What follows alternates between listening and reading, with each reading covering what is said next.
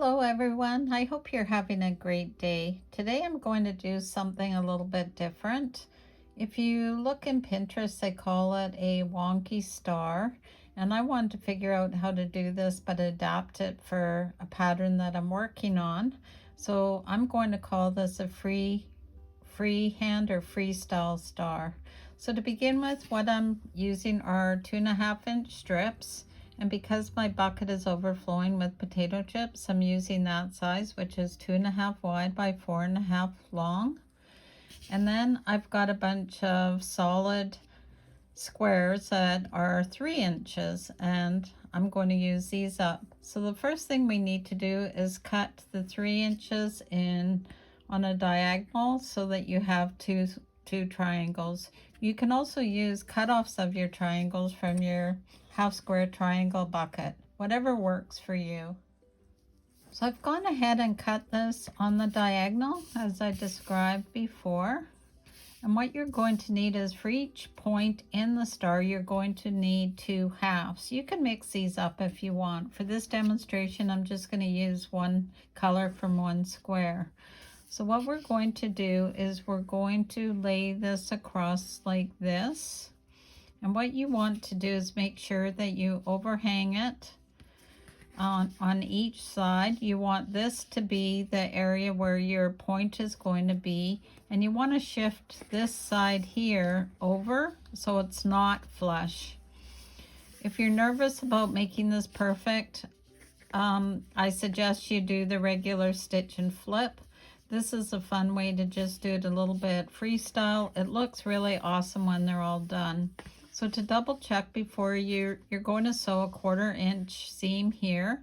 So before you check, just give it a quick flip to make sure it's covering the bottom.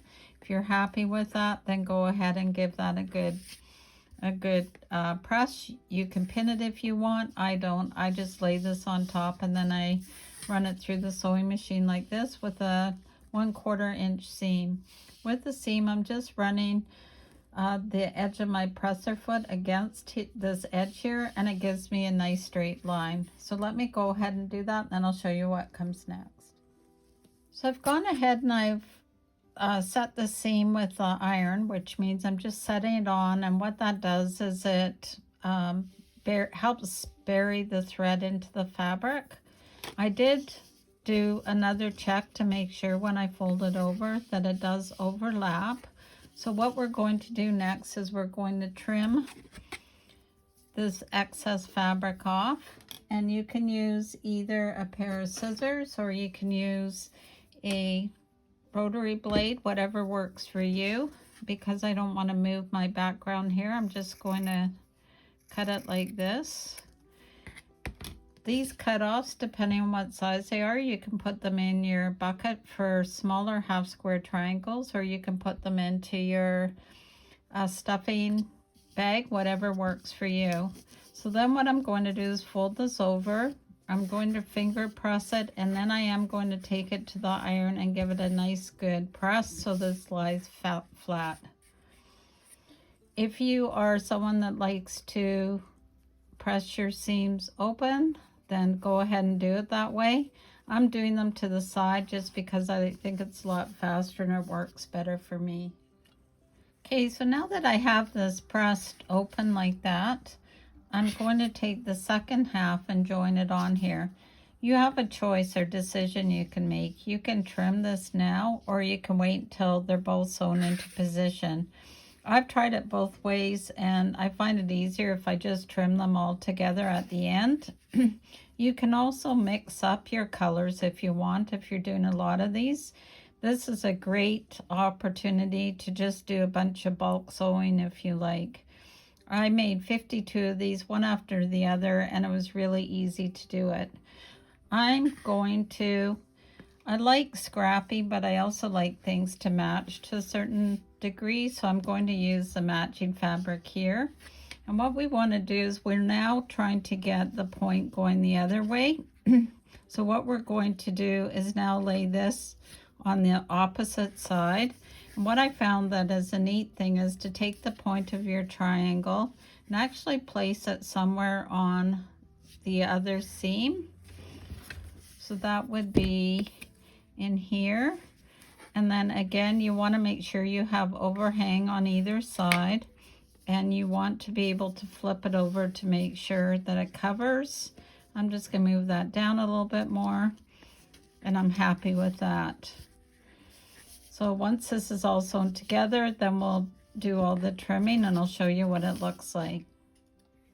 So the other side, I've now sewn this on, and I will set this thread with my iron, but I just want to show you once you fold it over what it looks like. So I will go ahead and now trim this and press this open, and then I'll show you how to square it up. So here it is. I've given it a good press, and I've got a ruler that I like to use. I've just put tape. This is just cheap washi tape from a dollar store as markers. They're not on the exact lines. They're just to show me this is which way the ruler faces. And I'm sorry if there's a reflection of my light here. So what I'll need to do is line this up so that I've got the 4.5 on the bottom and running up the side, and the 2.5 is lining up on this side as well. I'll do this off camera because I seem to be getting a bad reflection. So let me take care of that and I'll show you what it looks like. So this is what one point looks like, and what you would do, because this is now 2.5 inches wide, you'd have a 2.5 inch square, and then you have another strip going here, here, and here. Or you could use this as an end for a binding or for a border, just to add a little bit of interest to it. I'm going to carry on and show you a block design that I've been working on. It involves, each block will have 4 of these, and then there's some 4 patches as well. So let me go ahead and get prepped for that, and then I'll show you how we're going to do it. So let me show you how I'm putting this block together. For the pattern I'm making, I will need 4 of these blocks, and each one will require 4 of the star points, which I showed you how to make. And you'll need the center, which is a 2.5 inch square. I've made these to match the points only because this fabric is really busy. If you're using solids, you could certainly change this out. It all depends on what your scraps look like. These are, I'm trying to use up a lot of the flower fabric that I have, and this is what I'm choosing to use. So next we're going to add some 4 patches. So these are made with 2.5 inch squares. Because I am using my stash and scraps, these are coming out of my 2.5 square bucket. So I'm using 2 lights and 2 of the darker flowers. So opposite, so they go like that. So I'm using one up here. And then I have another that goes here, another here, and the 4th here. So to put together this block, I will be doing it in sections. So I'll piece together here with a 1/4 inch, then add this, do those, this, and then I'll join them all together. So once I've got that done, I'll come back and show you what it looks like. So here's the block. Did you catch the oops in the last section where I shown you how to put it together? You know it's right when you have darks all facing towards the center. So as I said, I have 4 of these done. So I'll show you 2 more blocks that we need to construct, and then we can start assembling the quilt. These will be the corner blocks, so we need to make 4 that look like this. This is a 2.5 by 4.5, and we'll join it together with 2 2.5 inch squares. One is on a lighter side and one is a mid-tone or a darker side, whatever your colorway you choose to do. So 1/4 inch seam here, press them, and then join it together there. So let me go ahead and make that, and I'll be right back.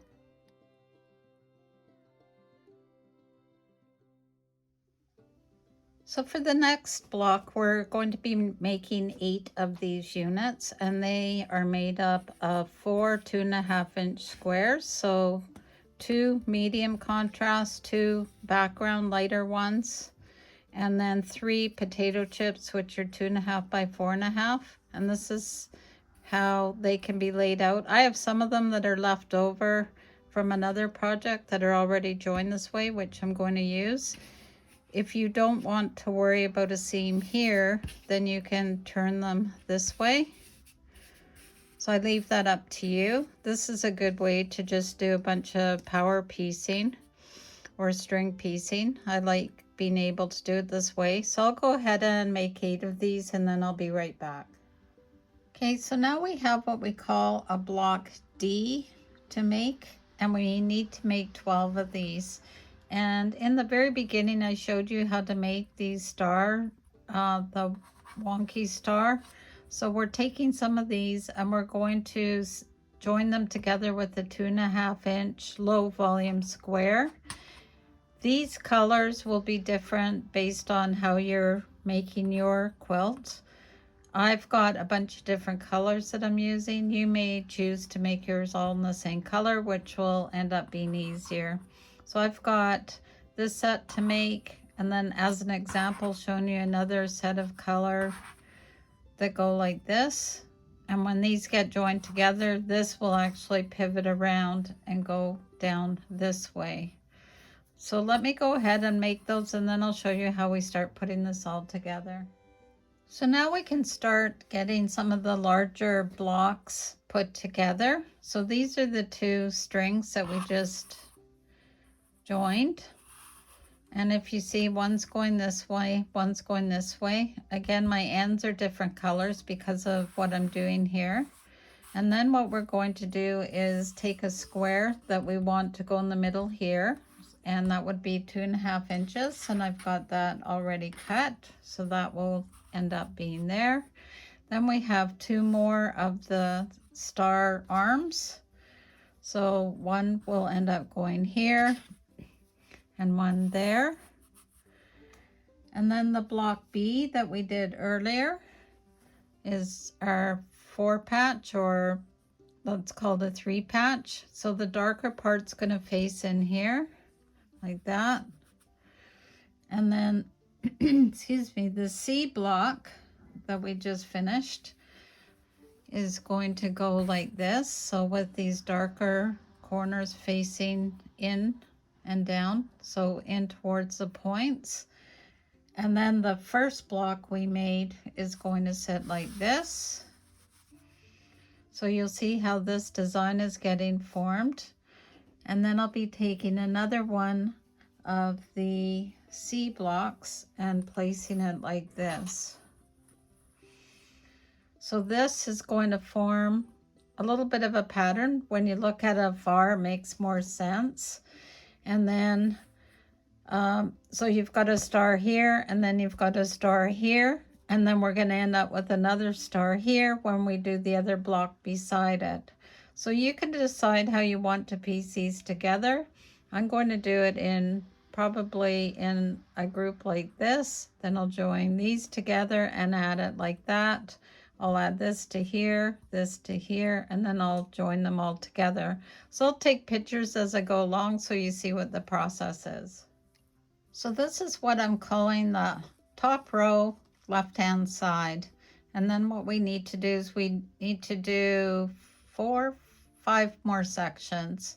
So I will join pieces together here, then here, here, and here. And then this area will all be done.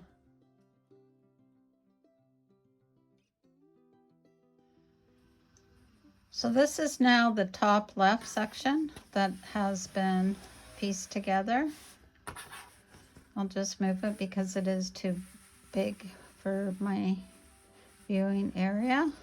So next I'll work on the section that goes over here. It's actually a mirror image. The only difference is there's another section that goes down like this. So what I'll do is I'll just take pictures as I go along with that one. Okay, so now that we're on the top right section of this quilt, the center column is unique to this block. It wasn't on the left-hand side. So what it is it is one of the star legs, as I'd like to call it, a 2.5 inch square, another leg, another 2.5 inch square, but a low volume, and then another leg. And you'll see in a bit how this yellow plays into another block. And then to the right of that is the rest of the block and how it will look. So again, this is a mirror image of what the left-hand block looked like. So I've got the top section all joined together, and then I will piece these two, so that'll complete this part. And then we've got another one that looks like this, which is similar to the left-hand block, and then another one of this larger section that goes here. So let me join those together and then I'll show you what we do next. Okay, now that the upper portions of this quilt have been pieced together, we're now going to do the bottom left. And what this entails is we're going to start with one of the legs of the star, a 2.5 inch center. This unit, which is unit D, which I've already stitched together. These are in the similar position as the upper ones. So let me just move this up. So we've got a block C, we have another D here, then we're going to have another solid center, 2.5 square, another leg down here like that, and then another B, which was the 3 joined together, and then another leg. And then going over to the right hand side, we start with another leg, the pre-stitched center block with the star already done, another of the D block, and the C block. So I'll do this in sections and I'll take photos as I go along, and then I'll show you what it looks like. So here we are, the bottom left is all done. So this blue will connect with the one above it. And then we have another pink that will be showing up in the next section. Okay, so last up is the bottom right, and then we'll go on to borders. Okay, the last section here, and this would be the bottom right. And like the bottom left, it does have some additional rows or sections to it that the upper ones did not. As an example, we have this column here, vertical row, and then we have one at the top here. So we're going to have a solid or high contrast, whatever the center of your flowers are, which is 2.5 inches. Then we have a block D. Then we have a vertical block D. Then we have another center that's 2.5 inches. I ran out of this fabric because I did get it from someone else, so I had to join 2 pieces together, but that's okay. It'll still look the same when it's all done. And then we have another single leg going out. And then working across this way, we have another one of our D blocks. We have our large center block or flower block, another D block, and then we have a C block. And then going along, adding on to this, we have another center of the flower, which is a 2.5 inch square, another leg section, another D that I've joined together, another C with these pointing this way, another single leg, and then another B. And on the bottom of this, again, we have another 2.5 inch solid center of the flower, and then a single leg. So I'll do what I've done before. I'll take pictures as I go along, and then you'll see it when it's done. So here we are, the piecing is all done and we're ready for a border. What kind of border would you put on this? I thought about a busy, larger flower pattern, but I think it'd be too busy. So I've got a couple thoughts. I'm going to play around and show you what I come up with. And I'd be really interested to hear what you might come up with as well. So leave this with me and I'll be back when I have some things to show you. Okay, I've been playing around with a few strips and I think I've come up with an answer for the border. In the meantime, I'll just show you some of my thoughts. I was thinking about something like this because it still has a pattern, but it's neutral, so it helps dull the brightness of the stars. And then I thought, well, that might be a little bit too different from the flowery patterns that I'm using. And then I thought, okay, I could use a neutral color, which would frame it nicely. But with the end user in mind, I think it might end up getting dirty too much because I like to sometimes have the binding the same color as the border.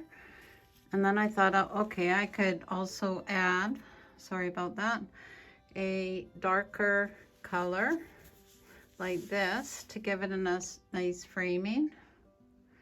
Just showing you that, but then that starts to make it too wide. I have to stay within a certain measurement because this will be a wheelchair quilt. If you're making it for yourself, you can do whatever you like. These are just suggestions that I'm making. And then I also thought, well, I could pull a neutral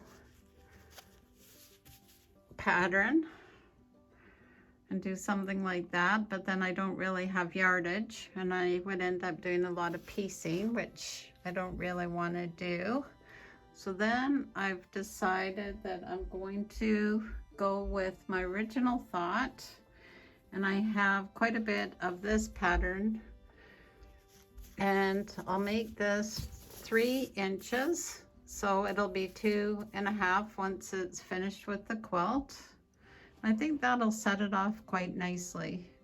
And then the binding will be something, it'll be something close to this that'll fit in. So let me go ahead and join this on and then I'll meet you back here. Here it is with the borders on it. It measures approximately 40 inches square. I really hope you like the Scrappy Quilt pattern. So until next time, please like, share, and comment below. I always love to hear from you. And sew safely and have a great day. Bye for now.